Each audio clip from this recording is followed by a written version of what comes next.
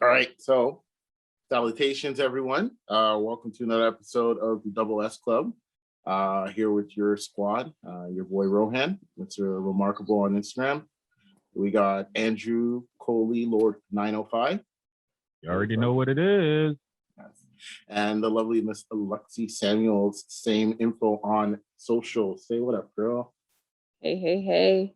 All right, so we're joining you again, as always, to kind of go over some of the stuff that like interests us, because really it's about us.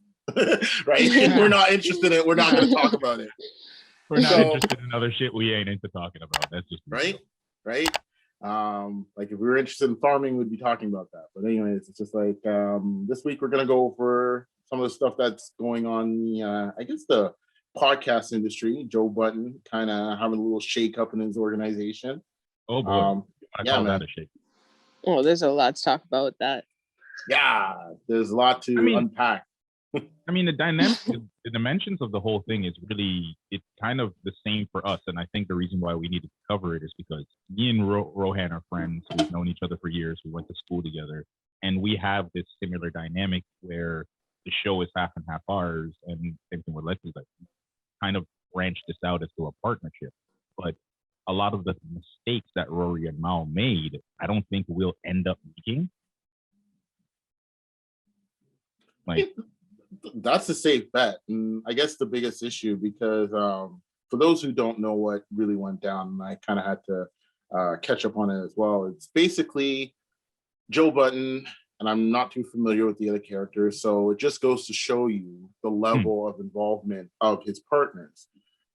So obviously the show's built off of his name and his but group. Rory and Mal they've pretty much earned their namesake later on in the show. Yeah, not discrediting that, but it's just like anything else, right? Like a lot of shows, they start off, like if we were just going to talk top billing, most of the time it's just like you have a movie and you're like, all right, cool, I wrote a movie. We can get any no-name actors, but as soon as you drop like Will Smith or Liam Neeson or Jason Statham, it's like Jason Statham in this movie, right? So it kind of falls under that structure of leveraging it. And obviously people will show their clout as the thing you want. So not to discredit the individuals that are getting fired. It's just that dynamic.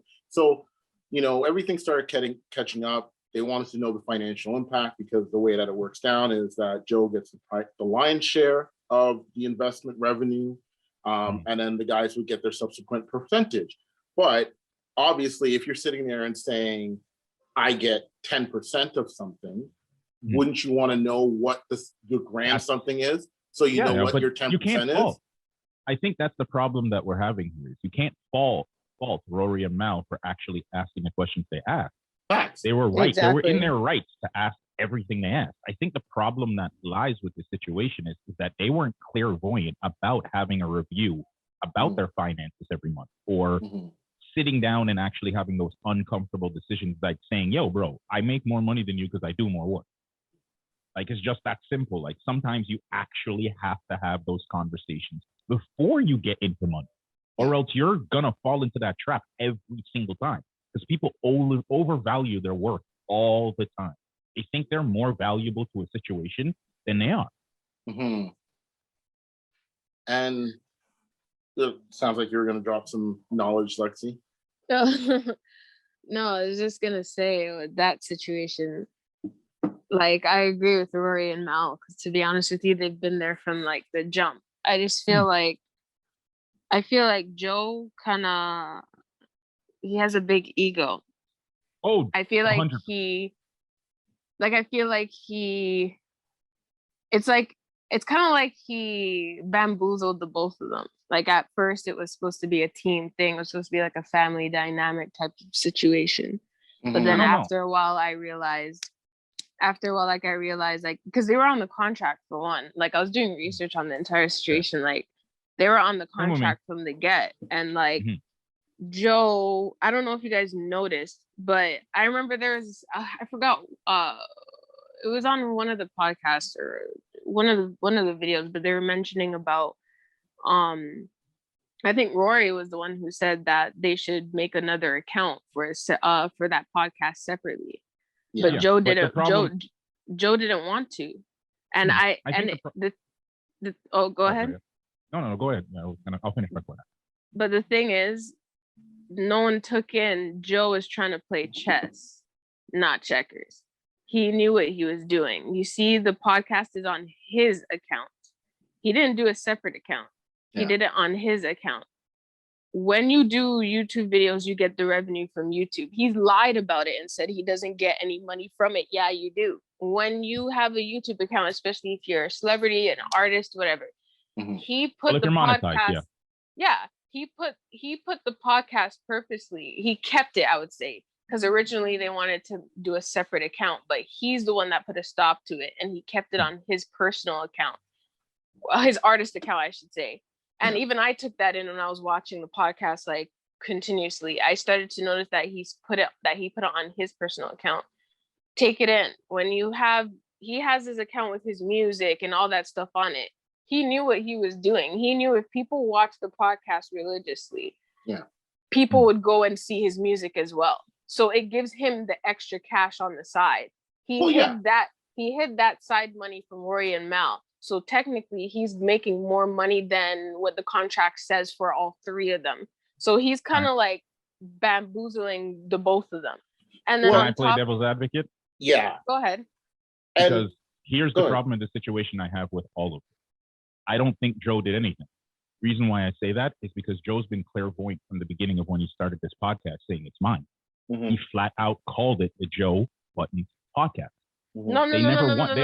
They showed up as it was not called the Joe Budden show. Before that, it was called something else. I forgot what it's called. Yes, I know. But when they leveraged, I know. But when he leveraged the show and turned it in and actually acquired the show, I remember the interview when Charlemagne the God asked him, "Why did you let him call the show Joe Budden?" Yeah, I know. Yeah, that's what I was just about to bring up. That's what I'm trying to say to you. They knew that they had to capitalize off of Joe's general celebrity and not off of Rory and Mal. Raw was unknown. But you want to know where Rory and Mal went wrong? Where they were playing checkers. I'll be honest, they were playing checkers at that point. Why I say that? Why I say that, like, both sides have a point, but I would say Joe is still in the wrong regardless. Because at the end of the day, Rory and Mal, though, I'll be honest, it's kind of their fault that this kind of happened because they knew he called it the Joe Budden show. They heard Charlemagne talking about it on the Breakfast Club. The thing is, Rory admitted it on the YouTube video that he put out with Mal explaining their side of the story. He said himself, "Oh, we shouldn't have thought about it as a friendship thing at the time. We should have saw it as business."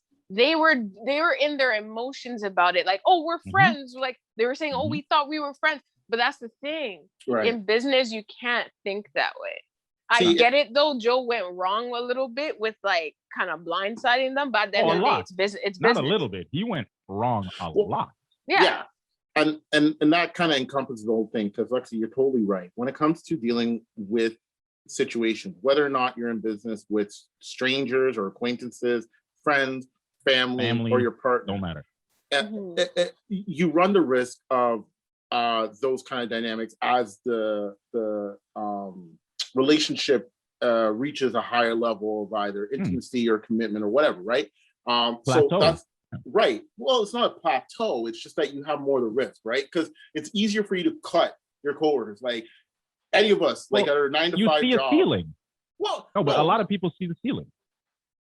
They see themselves here, and then Rory and themselves sees themselves here. Joe always sees himself above them. He never saw them as equals. Right. He's never once seen those two as a partner in the show. He's always seen them as employees. That's what I'm trying to say to you. He's always made that perfectly clear throughout the show. You guys are employees.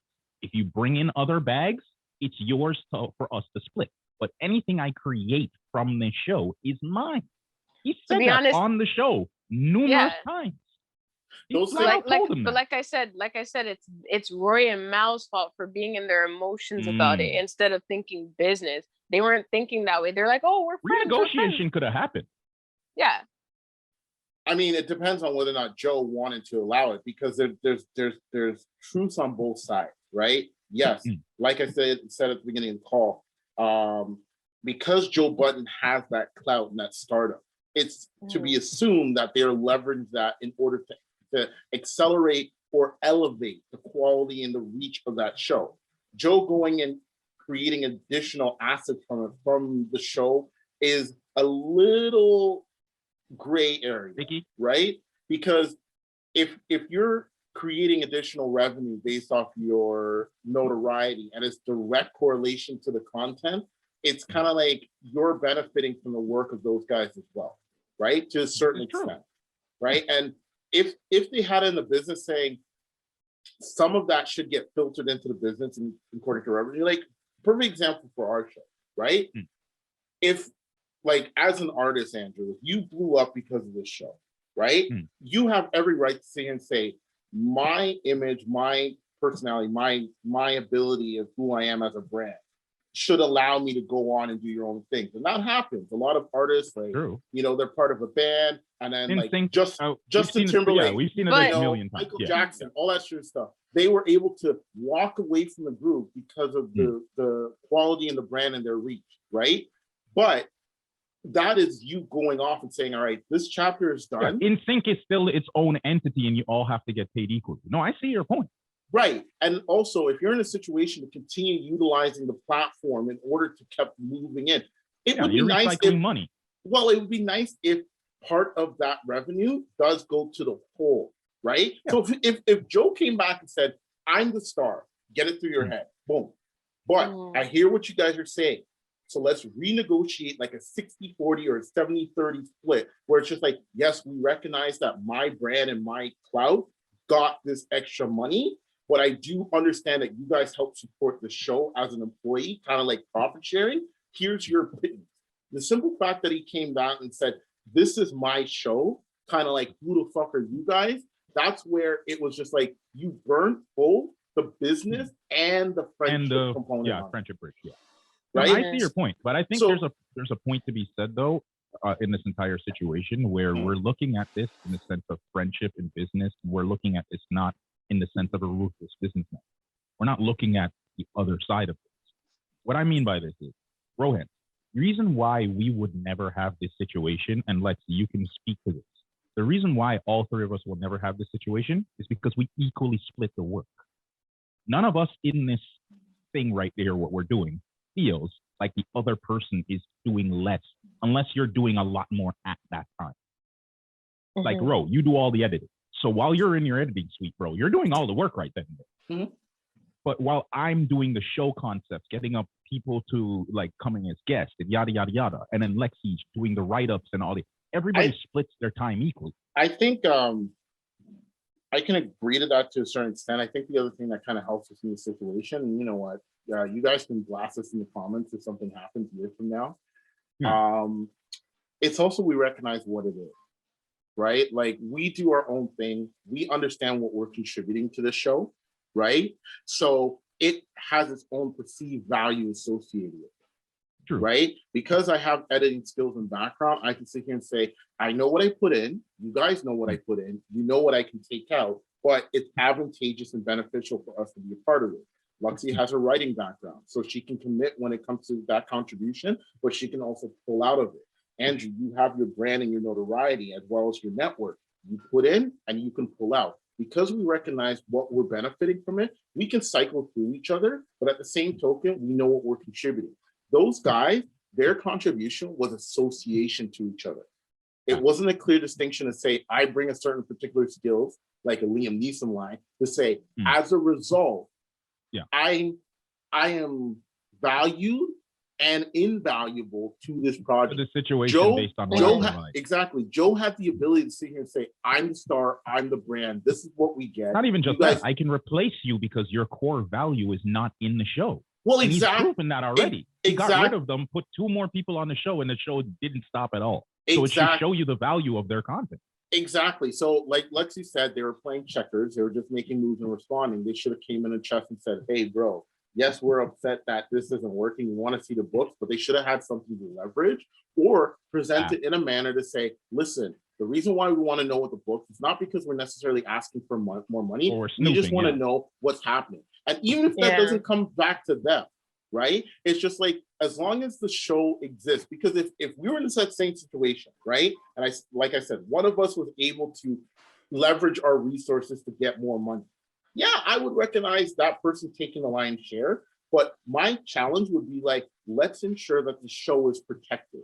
So if it means, okay, you're getting a lion's share, can you subsidize some of the things that we need to take care of? We need to expand, or if we need to get more equipment, or if we lost one of our sponsors, would you subsidize? That's a different conversation opposed to being like, we want to see the book so we can necessarily get more, right? Yeah. I think you're 100% right. Right. And like we said, across the board, when it comes to dealing with business, as much as we always want to work with our friends, hey, I got a business idea, we want to move with friends. And that's why some people move by themselves, even though like they can come to us and say, oh, sometimes you got to move in silence.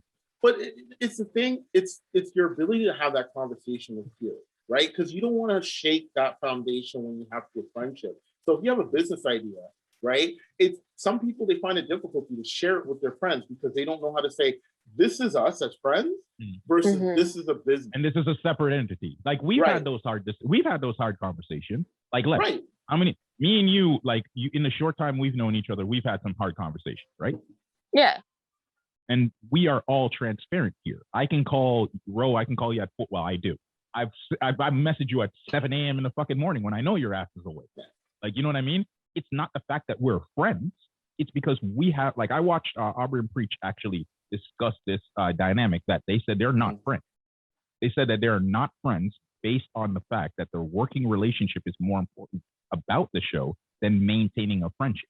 They're cordial with each other. They like each other, but they are not core friends. They don't want to mix their communities together.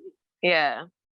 I think another thing that helps us is that as much as we appreciate each other, we're all cynics, right? So we understand that because at any given time, people can just be like, fuck it, right? We can sit there and look at things objectively. Like, you know, and we have that appreciation. Like, yes, you get away with being able to call me at godly unappropriate hours, but it's never a situation where you're like, oh, I'm gonna abuse it. Like, you show that respect. No, that's true. I only use it when hey, we're friends. Exactly. Hey, we're friends. I'm not gonna leverage that friend thing to blanket over something that needs to get done. It's like, this is beneficial because of these reasons. Or if I ask you why, it's not like, yo, we're boys, so you're supposed to do that for me. We never have that conversation, right? There's an answer and question to each one. Exactly, there's value. And then even if there's pushback, it's like, all right, cool, I see where you're coming from. Let me take this back and then either hold on to this until it's an appropriate time, or let me represent it in that aspect. So again, it goes to how both parties in that scenario manage the situation. There's a certain degree of maturity that comes with running a business with people that you're associated with, friends, family, colleagues, your significant other. And everybody has this excuse and say, oh, the emotional aspects are going to come back. You're going to have emotions anyway. Regardless. Yeah, I don't want to hear that bullshit. I really don't. The only difference is whether or not you can cut it. Like, you're okay with your Monday to Friday job because you're like, yo, I put up bullshit from my boss, but at the end of the day, we ain't breaking bread with each other, or we're not having drinks with each other. You can leave your job. Exactly. Speaking to that, you can leave your emotions at your job, but when you are friends with somebody and you're tied to somebody physically, like, one of the main reasons why I would never operate an actual fundamental business with my wife, it's not that I don't trust my wife. It's just due to the fact that any problems we have at work, we bring that home. Yeah, there would be too much of a conflict of interest. You need a happy medium. And you need breaks. Like, the person you run to, it should be the person who helps you with the salvation. Now that person's your enemy. Yeah, and it's then there's a power struggle too. Yeah, and the investment too, right? Because there are couples that work together, but they're able to separate. So they artificially have that ability to sit here and say, yo, I can go to my girlfriends or my guy friends. Yeah, but I also think the hierarchy is established. I think when you see couples doing stuff like that, hierarchy is already established to a point where the other person knows not to tread or step out of their norm. Right. And exactly, it's that maturity to sit here and say, there's no such thing as a 50-50. No, because there isn't. You can never operate when there's no lead. Right? If one person has to lead in every situation and the other person has to actually fall back, or when the other person slips, then it's their turn to lead. Right. You can't have two leaders. But again, that's where it leads to maturity, right? Because not everybody can do that. Some people can't. But that's because they have a balance. All right, so let's continue. Lex, Lex, now that you have the floor, you tell us, what do you feel about the situation? With Joe, right? Yeah. No, with the whole thing, Mal, Joe, the whole thing. When it comes to Joe, though, I just feel like he's at a stage like I'm gonna talk about his ego, like what's going on with him personally, because to be honest with you, he also made it a personal thing too, not just a business. Like it became personal in a sense, because like I don't know if you guys remember how he was before, like what people say, like everybody is humble when they don't have like a pot to piss in, but like I've noticed, like you see who they are when they get their ships coming in. Yeah. I realized that Joe, like as soon as he started to get his stuff together, like all of a sudden, like when he got money, power, whatever, like he started to just, he was complaining about the industry, but then like it's like he became it after that. So it's like he was being hypocritical, because like he would talk down on the industry and everybody else in the industry, because it's not like he's only made a bad impression with Rory and Mal. He's done that to many people in the industry. I don't know if you guys remember all the beefs he had with multiple people in the industry. Yeah. Oh, he's definitely every couple of months he literally burns a bridge. Like Charlemagne said it best, he gets bored. The thing with Joe Budden is Joe is not, the reason why Joe owns everything else is because nobody will work with Joe to some degree. Yeah. Like his character, he owns everything because he can't find people to partner.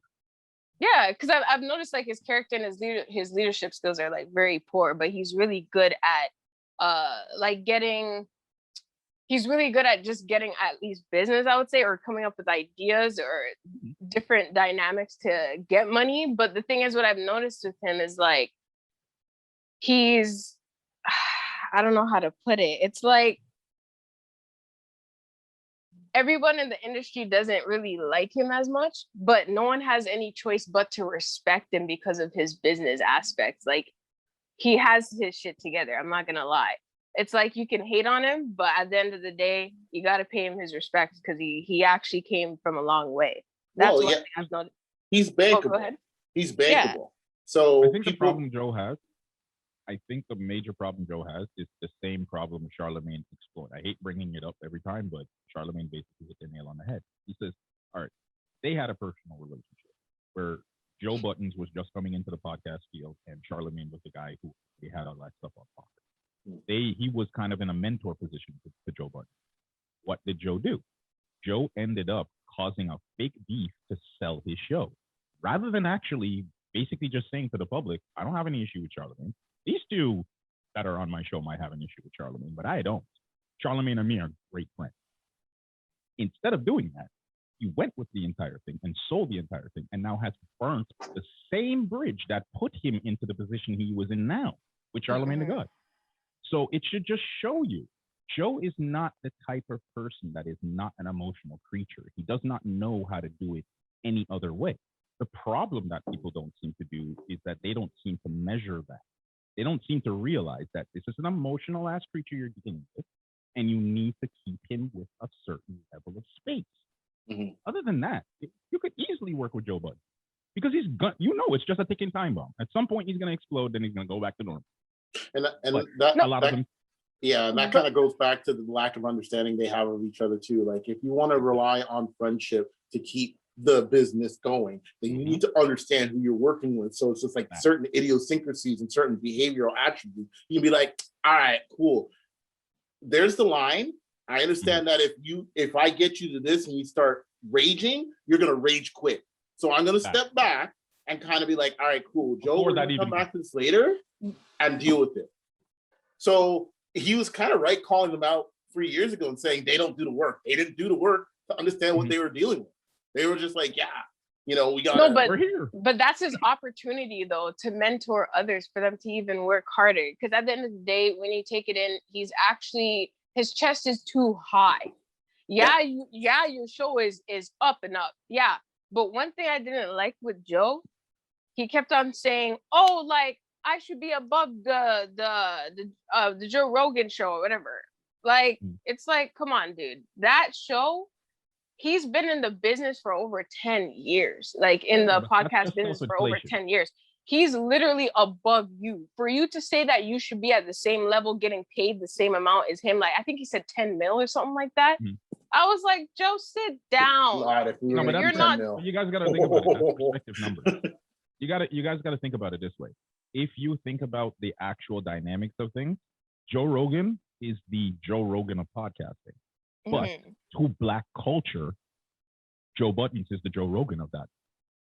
You got to think about it. Yeah, but you all can't. of those industry. No, I understand. What I'm saying to you is all of those industries that do not carry Joe Rogan carry Joe Budden. So what I'm saying to you is he may have overestimated his value when it comes to general mainstream public. Very much when it so. comes to the people but when it comes to the people and the businesses he actually has business dealings with, he does have the right to actually say that. Because not necessarily. I disagree. Why I disagree? No, I'm not saying you don't have to. But I'm saying no. think about I hear like what you're. No, I hear what you're saying. I agree, but I disagree. That makes sense. Like I hear what you're saying. No, it's true. Yeah. But at the same time, no, because they're not at the same level. Joe Rogan talks about multiple different topics. He's in a whole different dynamic. No, that's not what I'm saying. I'm not talking about the general space. I am talking about his working relationship with the company he has. The reason why Joe Rogan has the ability to negotiate with Spotify is because he exclusively owns everything and has never moved any of his content from YouTube. So when they actually needed to buy out Joe Rogan from YouTube, they paid him a shit ton of money to keep all of his stuff on Spotify. Joe Rogan and what Joe Budden's numbers when it comes to podcast streaming, like episode for episode, it's only a couple million that separate them. And the reason why that is because of the UFC and the notoriety that Joe Rogan has. It has nothing to do with Joe Rogan as a whole. But the reason why I feel like Joe was overvaluing himself is because, okay, I don't know if you guys know that that example of when, okay, I'll give an example. It's like kind of like you're working for a top business, right? And you see those long ass tables in the offices, in those executive buildings where they have meetings and they sit around those long tables. Yeah, quarter. That's like quarter. Yeah. Let's put it this way. It's like someone putting a quarter on top of that table and saying, that's what you bring to the table to this entire company. That's like Joe. He might be big, but at the end of the day, you still got a lot more to go. Joe Rogan's way ahead of you. He's practically half of that table. You're only comparing them to legacy. What I'm trying to say to you is you can't, because Joe Rogan's legacy is tied to the UFC. If Joe Rogan was not in the UFC at all and wasn't on TV in 17 or 25 different countries, it has nothing to do with his podcast. His notoriety with the podcast became bigger, yes, because he's a great comedian, he's an awesome host, but his actual notoriety is tied to the UFC. Joe Budden has nobody and is just as big without them. That's what I'm saying. He does not need an entity. He can actually walk into Viacom and say, I'm going to sell you a special. You need to pay me $20 million for it. And because there's nothing else out there like it, they will.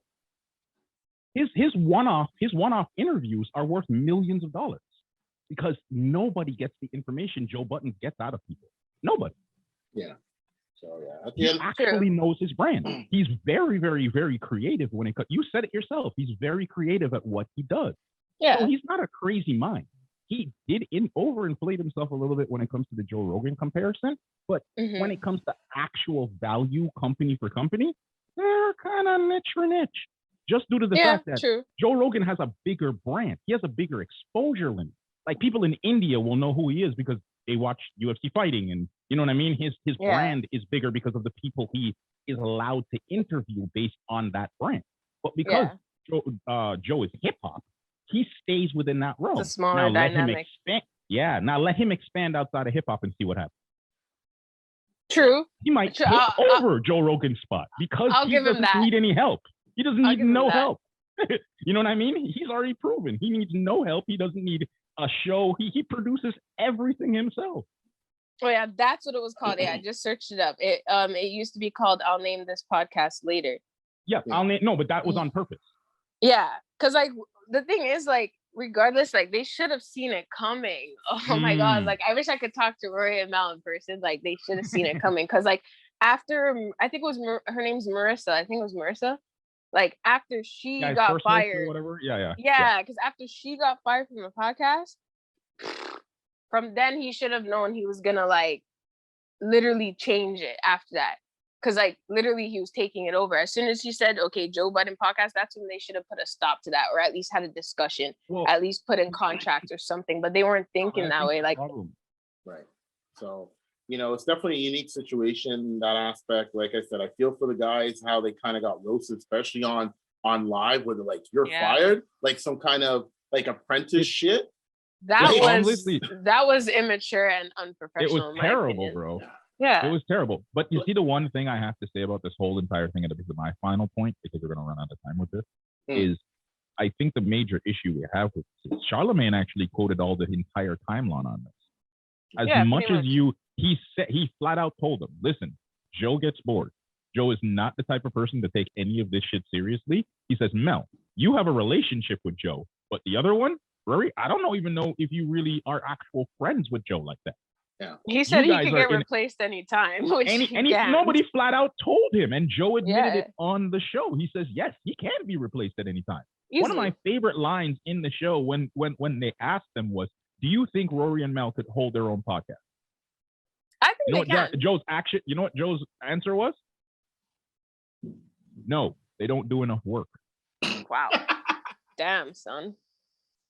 So that's telling. That was telling of the situation. And this was an interview done 3 years earlier. Well, if they do the work, I believe they can. They could have, but they weren't. They obviously didn't. Yeah, like now they'd probably be in a position to kind of do their own show, and they probably could run off with their own content. Okay, so, definitely exploit what happened to them. Definitely. Yeah, exactly. So at the end of the day, there's a myriad of things going on there, and it just goes to the question how you're able to manage with other people. Yes, those guys kind of went into a situation where they were over dependent on their relationship, and opposed to what they provide and their general work ethic, and perceive should be codependency, not dependency. Well, it's not even that. It's perceived an actual value, right? Again, going back to the example, we know what we contribute to our show, so we can sit here and say, yes, I am who I am with and without these individuals. So at the end of the day, we're working on it and saying it's advantageous for us at this benchmark for us to continue going forward. If it runs to the situation, not only do I understand that we need to be mature enough to kind of evaluate the situation and come to a distinction. We've already gone through a shakeup when it comes to our programming, and we move forward. Nobody knew it, but see, that's the thing that I also wanted to point out. Right? Please, everybody, when you have drama, don't bring that shit online because your fans don't care. What I've noticed is that people are trying to use this as a way for explaining shit and trying to get their point across when that is not necessary. Like, you go through your drama, keep that shit in your house, bro. Like, that whole thing with Mel and the rest of them did not need to happen publicly because now it damages Joe Budden's brand. Like, he was already an impacted brand by how he actually handled himself. And now it's not ruined because obviously the show is still doing numbers. But the issue is that if you're a brand partner or you're somebody else who's coming in to work with Joe Budden, are you not going to take all of the past experiences you've seen him do and not go, oh, I don't know? Exactly. Yeah. But overall, though, it's business 101. Always have a contract. They didn't have a contract. Like I said, they went off of friendship. Don't do that. Second money's That's involved. where they went wrong. Get a contract. Yeah. Right. And then not only that, starts getting involved, bro. Not only that, what I took into, they were seeing Joe get a lawyer. What's it called? It was a lawyer and I think it was an attorney or something like that. Yeah, and he was getting his shit together. You're sitting there. That's like, for example, that's like seeing your partner. You know, it's like a relationship. It's like seeing your partner doing things that they never used to do, like getting new friends, all this type of stuff, and you're just watching the changes happening, not knowing that there's about to be a breakup. Like, they literally sat there. Yo, bro, you know what this sounds like? This sounds like a deadly game of Eliminate. I don't mean to age myself, but y'all remember Eliminate when you used to roll up there and you used to be able to just pick a next one? No, I don't know. Bro. I'm not that old. Stop this right now. Stop this right now. We are the same age, you asshole. But yeah, but it's like a breakup. They literally watched Joe get his shit done, and that's why everything. Yeah, that's why I totally believe him when he was at the Breakfast Club and he said that they don't do the work. It makes sense. Yeah. You sat there and you didn't do shit. You sat there thinking, oh, we're just going off of friendship. The man was getting shit done in your face, and you sat there. Not to mention, he seems like he was the one going after all the bags. Like, yeah, I'm not gonna lie. Deals. He's the one setting up the show to be its next situation. Yeah, you can't have that. Yeah. So from the get, he looked like he was getting things done before them, and it's funny because they were with Complex way before Joe. Yeah, which is funny. They had the relationship and didn't utilize it. No. Can't blame him. All right, so ladies and gentlemen, I just want to know: are we way off on this situation? Are we gonna end up in the same thing? Are y'all gonna timestamp this shit and then, like, in a couple years when me and Rohan have a falling out, y'all gonna bring this shit up and throw it in our faces? We want to know. Like, subscribe, and share. Tell us in the comments below. Are we doomed to the same fate of Joe Budden, or will we try? Yeah.